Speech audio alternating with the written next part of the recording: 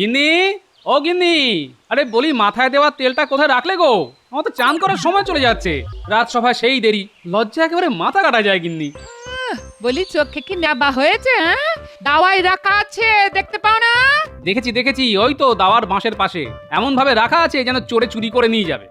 চোরেরও তো একটা মান সম্মান আছে নাকি? ওই তো চুলের বাহার, তার তেল আবার লুকিয়ে রাখতে হবে। হ্যাঁ, এখন থেকে ঘাটেই রেখে এসো, ভূত পেতনিও ছুঁয়ে দেখবে না। হ্যাঁ,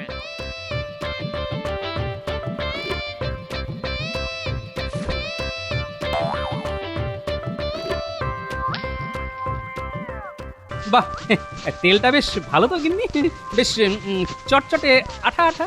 কি দিয়ে বানালে গো গিন্নি? একই তুমি তেল ছেড়ে আঠা মাথায় মাখছো কেন? এর মাথাটা যে একেবারে গেছে গো। এই আঠা এখন কি করে তুলি? চুলগুলো তো দলা পাকিয়ে গেছে। তোমার চোখে নেবা জানি, কিন্তু বুদ্ধিটাও কি শুকিয়ে গেছে? হায় ভগবান, এই অদ্ভুত লোকটাকে নিয়ে আমি কি করব? আমি কি করলাম? তুমি তো বললে ওইখানে রাখা আছে, আমি দেখলাম হ্যাঁ ঠিক কথাই বলেছো, ওইখানেই রাখা আছে দুটো শিশি, আমি একটা শিশি খুলে মাথায় মাখলাম, এখন তুমি বলছো ওটা তেল নয় ওটা আঠা, কিন্তু আমার কি দোষ? মাথায় মাখার সময় বুঝলে না ওটা তেল নয় আঠা? এখন দোষ দিচ্ছ আমায়? তবে একটা কথা ঠিকই বলেছো, দোষ আমারই, নইলে এমন একটা বোকা লোকের গলায় মালা দিলাম কেন? এবার দেখবে আমার মাথা থেকে যে যে বুদ্ধিগুলি ঝুলেছিল সেগুলোকে কিভাবে আঠা দিয়ে জোড়া লাগিয়ে দিয়েছি। আর আমাকে বোকা বলতে পারবে না, এখন থেকে এমন চালাকি করব যে তুমিও ধরতে পারবে না। আমি চললাম চান করতে।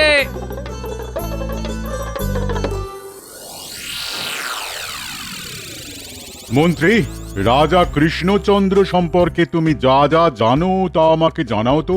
মহারাজের অজানা কিছুই নেই, তবু মহারাজ যখন জানতে চাইছেন তখন বলি। শুনেছি তিনি খুব দয়ালু, তার প্রচুর ধনরত্ন আছে। হ্যাঁ, ব্যাস ব্যাস ব্যাস, আর কিছু জানতে চাই না। তার যে প্রচুর ধনরত্ন আছে তা কি তুমি নিশ্চিত করে জানো? একেবারে নিশ্চিত করে জানি, যে কোনো কারণেই হোক তার হাতে প্রভূত ধন রত্নাদি গচ্ছিত আছে। তার কত পরিমাপ তা তিনি নিজেই জানেন না। মন্ত্রী, তুমি তো জানো রাজকোষের অবস্থা মোটেই ভালো নয়, প্রায় শূন্য হয়ে গেছে। এই অবস্থায় অন্য কোনো উপায়ে রাজকোষে ধনরত্ন আমায় বাড়াতে হবে। অনেক দিন ধরেই আমার ইচ্ছে কৃষ্ণনগরে সিংহাসন দখল করি, কিন্তু তা আর হয়ে উঠছে না। রাজ্য অধিকারের ঝক্কি কি কম? তার চাইতে চেষ্টা করে দেখি রাজার ধনরত্ন কিভাবে দখল করা যায়। হ্যাঁ, এটা তুমি ঠিক কথাই বলেছ। ধনরত্নগুলো হাতিয়ে নিলেই তো ব্যাস ল্যাটা চুকে গেল। হ্যাঁ, কিন্তু তা সেটা কি করে সম্ভব? তার উপায় তুমি বার করো তো দেখি। একটা উপায় মাথায় আসছে মহারাজ। মানে আমরা যদি চারজন ভিক্ষুকের ছদ্মবেশে সশস্ত্র হয়ে রাজা কৃষ্ণচন্দ্রের কাছে আশ্রয় চাই, আমি নিশ্চিত তিনি ফিরিয়ে দেবেন না। একবার আশ্রয় পেলেই আমাদের অর্ধেক কাজ শেষ হয়ে যাবে। হ্যাঁ, আমরা রাজার অতিথিশালায় থাকবো, তারপর আমাদের লুকোনো অস্ত্র বার করে একদিন পুরো রাজসভাটাকে বন্দি করে ফেলবো। তারপর রাজাকে বাধ্য করব রত্ন ঘরের রাস্তা বলে দিতে। রাজা বাধ্য হবেন, ব্যাস আমরা তার সম্পদ লুট করে দেশে ফিরে আসব। কেউ জানতেও পারবে না, বুঝতেও পারবে না। মহারাজ, রাজ্য জয় করার চাইতে অনেক সহজ সম্পদ কেড়ে নেওয়া। হ্যাঁ।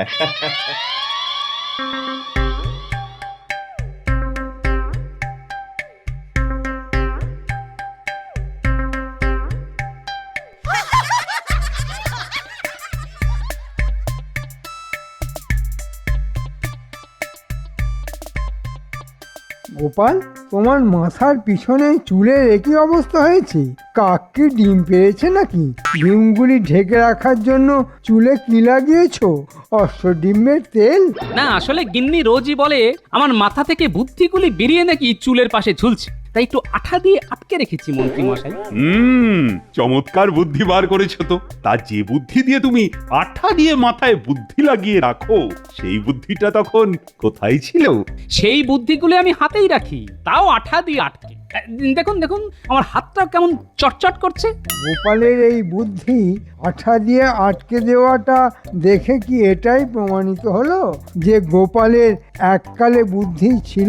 মন্ত্রী, বুদ্ধিমানদের বুদ্ধি আঠা দিয়ে আটকে রাখতে হয় না, ঠিক সময় মতো তা প্রকাশিত হয়।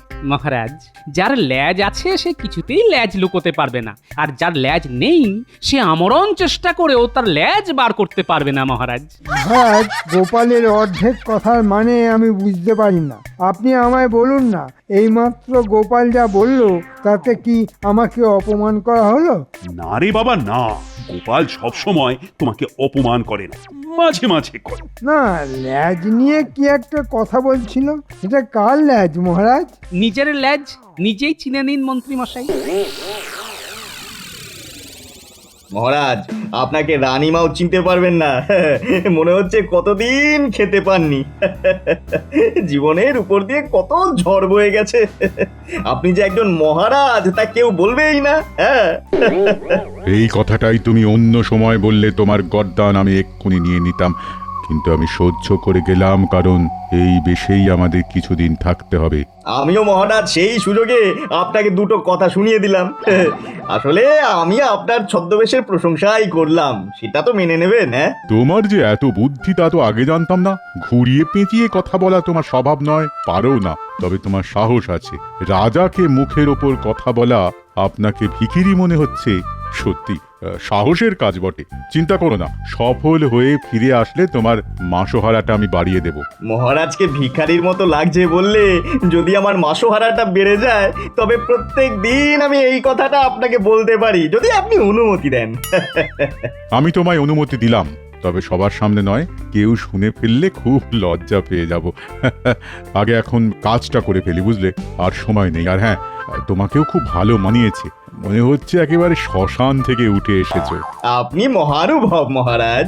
কথায় কথায় আমাদের অস্ত্র শস্ত্র নিতে যেন ভুল না হয়। ঝোলার মধ্যে ওগুলো ভরে নিয়েছো তো? সে আর বলতে মহারাজ, ওগুলোর ব্যবস্থা আগেই করে নিয়েছি, চিন্তা করবেন না। অস্ত্রগুলি সব আমার হেফাজতে রেখেছি, ও নিয়ে আপনাকে চিন্তা করতে হবে না। হ্যাঁ, আমরা একা যাচ্ছি নাকি? হ্যাঁ, সেটা তো খুবই ভয়ের কাজ হবে। সঙ্গে কারা যাবে? সেরা দুজন অস্ত্রধারী ছদ্মবেশে, ওদের কাছে অস্ত্র থাকবে। যাক, নিশ্চিন্ত হওয়া গেল। চলো এখন রওনা হই। যথা আজ্ঞা মহারাজ।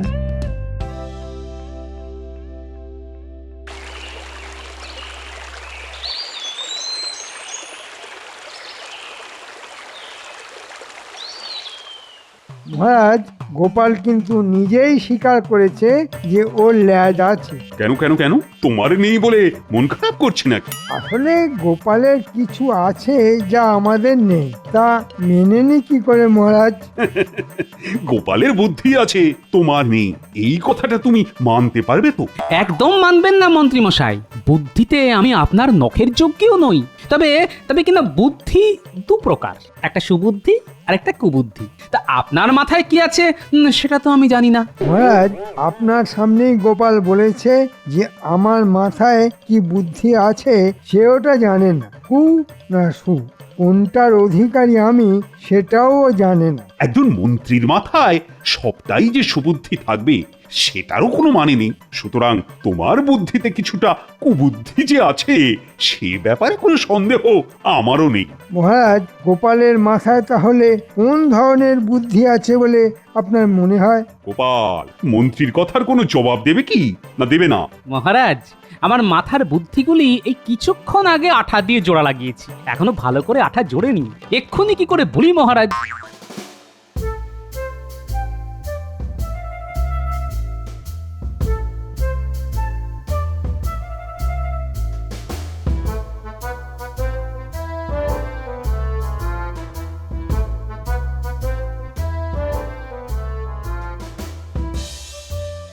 যা রাস্তা, এসব রাস্তা দিয়ে তো একদিন ঘোড়ায় চড়ে এসেছেন, আজ পায়ে হাঁটতে খুব কষ্ট হচ্ছে না মহারাজ?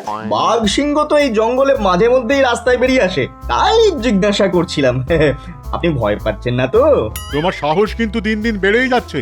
ভেবো না 1 মাসে শীত যাবে, আমি কিন্তু তোমার গর্দান নেবই। তাহলে আরেকবার আমার গর্দান নিয়ে নিন মহারাজ। বাঘ সিংহকে বন্দি করতে গেলে এমনিতেই আমার মুন্ডুটা চলে যাবে, তার চেয়ে আপনার হাতে গরদান চলে যাওয়াটা বেশ আরামের হবে। বাক্সিংহ খেলে বড্ড লাগবে মহারাজ, চিবিয়ে খাবে তো। ওদের কি আশেপাশে দেখা যাচ্ছে নাকি? আরে আমি একজন রাজা, তা কি ওরা জানে না? জিজ্ঞেস করে আসবো? তাহলে কিন্তু আমার না ফেরার আশঙ্কা রয়েছে। মানে আপনি এখানে ওই দুজন লোককে নিয়ে একা থাকতে পারবেন তো? তাহলে তোমাকে আর কষ্ট করে যেতে হবে না, আমি বিশ্রাম নিই, তুমি আমাকে পাহারা দাও। সেটাই ভালো, গরদান গেলে আমাদের সকলের যাবে। রাজবাড়ির কিছু অংশ মেরামত করতে হবে, বিশেষ করে অতিথিশালা, রান্নাঘর, এমনকি এই রাজসভা। কোনো কিছুই ঠিকঠাক নেই বলেই তো মনে হচ্ছে আমার। অতিথিশালাতে এখন কেউ নেই, কোনো অতিথি আসার সম্ভাবনাও নেই, তাই অতিথিশালা সারাবার কোনো দরকার নেই বলেই আমার মনে হয়।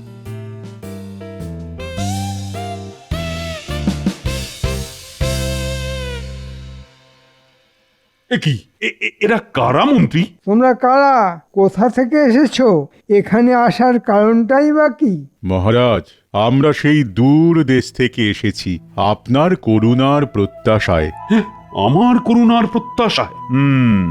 দেখে তো মনে হচ্ছে বহুদিন খাওয়া হয়নি, মুখে চোখে অত্যাচারের চিহ্ন। তা তোমরা আমার রাজসভায় কেন এসেছো? লোকমুখে শুনেছি আপনি বড় দয়ালু মহানুভব, তাই আপনার কাছেই এসেছি। কেন কেন কেন আমি তোমাদের জন্য কি করতে পারি?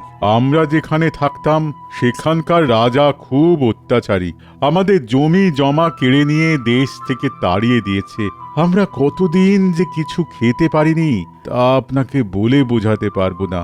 আমরা দেশ ছাড়ার আগে কিছুই আনতে পারিনি, এই সামান্য ঝোলা নিয়ে বেরিয়ে পড়েছি।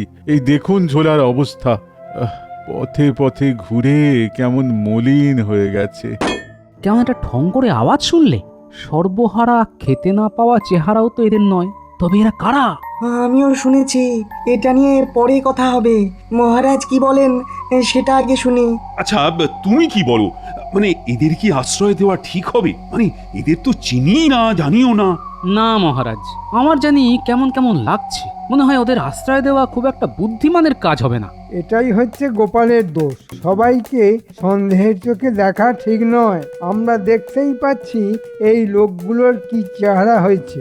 এদের দেখে গোপালের মনে কি একটুও মায়া মমতা হচ্ছে না? বিজ্ঞানী, তুমি কি বলো? এদের অতিথিশালায় থাকতে দেওয়া উচিত নাকি উচিত নয়? অচেনা অজানা কাউকে এই রাজবাড়ির অতিথিশালায় আশ্রয় দিলে ওই রাজার নিরাপত্তা বিঘ্নিত হতে পারে। ওই আর একজন এখানে জুটেছে। বিজ্ঞানী মশাই, এটা রাজসভা না গোপালের বাড়ির উঠোন যে সব গোপালের কথায় তোমায় সায় দিতে হবে? ঠিক আছে ঠিক আছে, এ নিয়ে তর্ক করে লাভ নেই। তবে আমি এই রাজ্যের রাজা, দরিদ্রের জন্য কিছু করা আমার কর্তব্যের মধ্যেই পড়ে। এক্ষেত্রে আমি এদের অতিথিশালায় থাকার ব্যবস্থা করছি। যতদিন না এদের কোনো কাজে লাগাতে পারি ততদিন ওরা এখানেই থাকবে। মহারাজ মহানুভব, আপনার কাছে আমাদের ঋণ শোধ করার কোনো রাস্তা থাকলে তা নিশ্চয়ই করব। দরিদ্রের সেবাই তো রাজার ধর্ম হওয়া উচিত। ঠিক আছে, ওরা রাজবাড়ির অতিথিশালাতেই থাকবে, নজর রাখার কাজে সুবিধে হবে।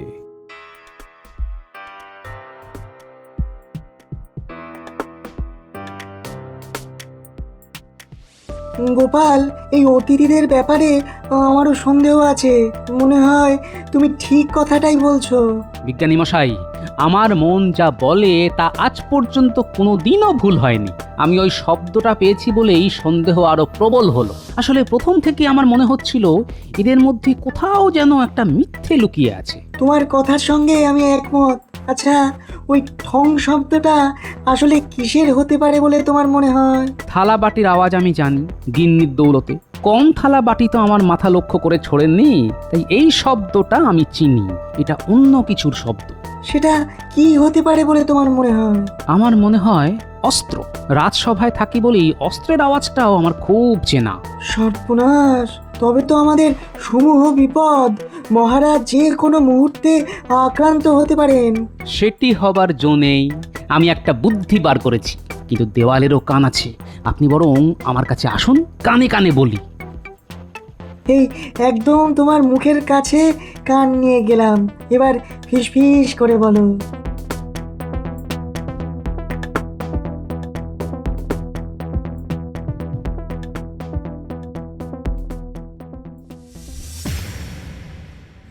এত বোকা একটা রাজা আমি তো কখনো দেখিনি। আমাদের এক কথায় একেবারে অতিথিশালায় স্থান দিয়ে দিল। মহারাজ, উনি বোকা না হলে আমরা চালাক হতে পারতাম, হ্যাঁ? এটা ঠিক কথা বলেছ মন্ত্রী, কিন্তু আমাকে কি দেখেছো এরকম অচেনা কাউকে এভাবে আশ্রয় দিতে? না মহারাজ, আপনি চেনা লোককেই আশ্রয় দেন না, তা অচেনা কাউকে কিভাবে রাখবেন? তাহলে তুমিই বলো, কে বেশি বুদ্ধিমান, আমি না কৃষ্ণচন্দ্র? এ আপনি কার সঙ্গে তুলনা করছেন? সূর্যের সঙ্গে লম্ফের, হ্যাঁ? এটা একেবারে ঠিক কথা বলেছ। আমি সূর্য আর কৃষ্ণচন্দ্র হলো তেলের লম্ফ। যাক যাক, তোমার গর্দান নেওয়াটা তাহলে আপাতত স্থগিত রাখা হলো।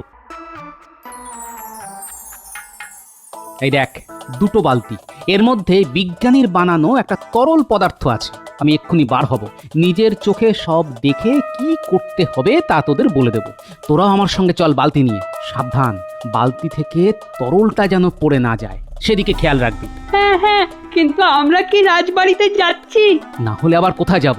রাজবাড়িতেই তো বিপদ অপেক্ষা করে রয়েছে। ঠিক আছে দাদু।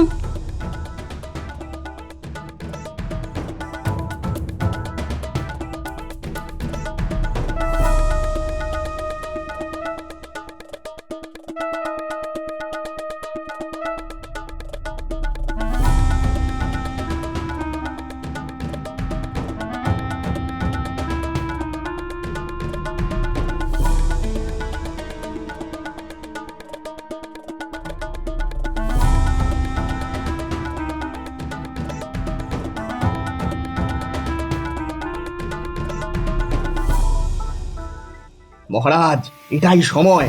প্রহরীরা সব ঘুমিয়ে পড়েছে। রাজা কৃষ্ণচন্দ্র নিশ্চয়ই শোবার ঘরে চলে গেছেন। রাজাকে বন্দি করার এটাই উপযুক্ত সময়। তাহলে আমাদের অস্ত্র শস্ত্র সব ঠিক আছে কিনা একবার পরীক্ষা করে নাও তো মন্ত্রী। রক্ষীদেরও তাই করতে বলো। তোরা এই তরল পদার্থটা ফেলে দিসনি তো? না না দাদু, এক ফোঁটাও মাটিতে ফেলিনি। এখন বললো কোন দিকে যাব? ওই ওই ওই অতিথিশালার দিকে। তোরা চিনবি না, আমার সঙ্গে চল।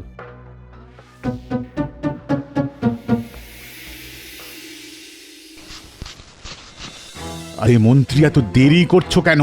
তুমি সব কাজই বড্ড ধীরে ধীরে করো। উফ, অস্ত্র পরীক্ষা করতে এতক্ষণ লাগে? তোমার জায়গায় সেনাপতিকে আনলে ভালো হতো। তাহলে ঠিকই আন্দাজ করেছিলাম। এরা কারা তা বুঝতে পারছি না ঠিকই, কিন্তু ওষুধ পড়লে ঠিক চিনতে পারবো। শোন গুলটে, ন্যাপলা, যেই এরা বেরোবে তোরা বালতির তরলটা ওদের মাথায় ঢেলে দিবি। আরে তোমার অস্ত্র পরীক্ষা হলো, এবার চলো রাজাকে বন্দি করে ফেলি। হ্যাঁ, আমার পরীক্ষা হয়ে গেছে। এবার চলুন আমরা ওই দরজা সাবধানে খুলে বাইরে গিয়ে দাঁড়াই। গুলটে, ন্যাপলা, ওরা দরজা খুলে ফেলছে বলে শুনলাম। বাইরে এলেই তোরা ঢালবি। আমি কিন্তু দরজা খুলছি, আপনি আমার পিছনে পিছনে আসুন। না না, আমি আগে যাব। মনে রেখো, আমি রাজা, আমি যাব তোমার পেছনে, এটা হতেই পারে না। ওরা দরজায় পা দিলেই বালতির তরল ওদের গায়ে দিবি, বুঝলি?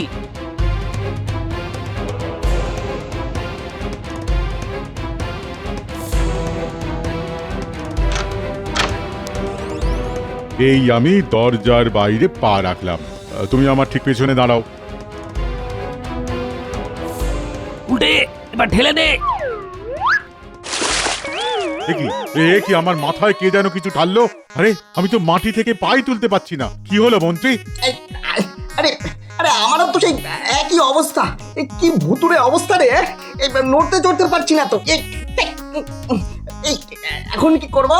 আমার ইচ্ছে করছে এখানেই তোমার গর্দান নেই, কিন্তু হাতটাই তো তুলতে পারছি না। কি করে তোমার মুন্ডু ছেদ করব? তোমার বুদ্ধিটা নেওয়াই আমার ভুল হয়েছে দেখছি। ন্যাপলা, গুলটে, এক্ষুনি মহারাজকে খবর দিতে হবে। চল দৌড় লাগাই। তাই করি, চলো। তুমি একটা গর্ধপ, মরকট, বলদ, মোষ। আমি তোমাকে মন্ত্রী পদ থেকে বরখাস্ত করলাম। মহারাজ, মহারাজ, মহারাজ, তাড়াতাড়ি বাইরে আসুন। বামাল সমেত ডাকাত ধরেছে। কি ব্যাপার গোপাল, এত রাতে? যাদেরকে আপনি ভিখারি ভেবে আশ্রয় দিয়েছিলেন তারা ধরা পড়েছে, দেখবেন, চলুন। উল্লুক, বেল্লিক, ইঁদুর, বেড়াল, শেয়াল, ভেড়া। গোপাল, এরা কারা? ওরা কি চাইছে? আপনাকে বন্দি করে রাজকোষ শূন্য করে নিয়ে যেত। কিন্তু আমি তো ওদের চিনতেই পারছি না। সেই ব্যবস্থা করছি। আগে সবাইকে ডাকুন আর 2 বালতি জল আনতে বলুন। এই কে কোথায় আছিস? পাহারা দেবার নাম করে নাক ডাকিয়ে ঘুমোচ্ছিস? 2 বালতি জল নিয়ে আয় তাড়াতাড়ি। মহারাজ, মহারাজ আমাকে দেখলেই আপনি চিনতে পারবেন। এই পোড়ার মুখ আর দেখাতে চাই না। এই মন্ত্রীর পরামর্শেই একজন রাজা হয়ে আপনার ধন লুট করতে এসেছিলাম ভিখারির ছদ্মবেশে। আমাকে ক্ষমা করে দিন। মহারাজ চিনতে পারছেন? দেখুন কাদের আপনি আশ্রয় দিয়েছিলেন। কি আপনি তো খাম্বাজ রাজ আর সঙ্গে খাম্বাজ মন্ত্রী। আপনারা নিজে এসেছেন আমাকে বন্দি করে আমার ধনরত্ন লুট করতে। এবারের মতো আমাদের ক্ষমা করে দিন।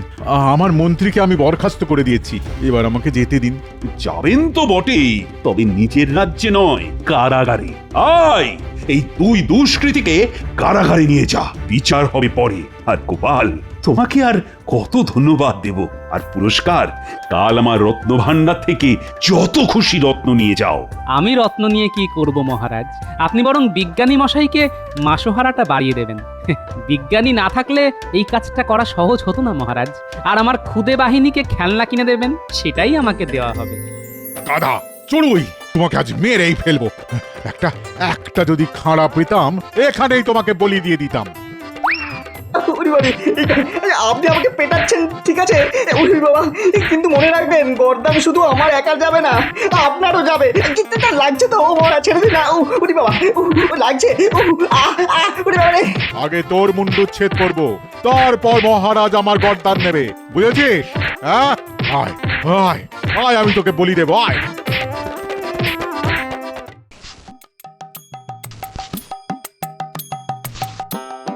গিন্নি, গিন্নি কোথায় গেলে গো? তোমার সংসারের ঘানি টানছি। হ্যাঁ কি তোমার মাথার চুলগুলো আগের মতো হলো কিভাবে? হ্যাঁ আরে বিজ্ঞানীর খাড় মেখে আমার বুদ্ধিগুলি সব মাথার মধ্যে ঢুকে গেছে। এখন আর আঠা লাগাতে হবে না। তোমার আঠা তোমার কাছেই থাকুক। বুদ্ধি কমে গেলে ওই আঠা আমার লাগবে, সাবধানে রেখো কিন্তু।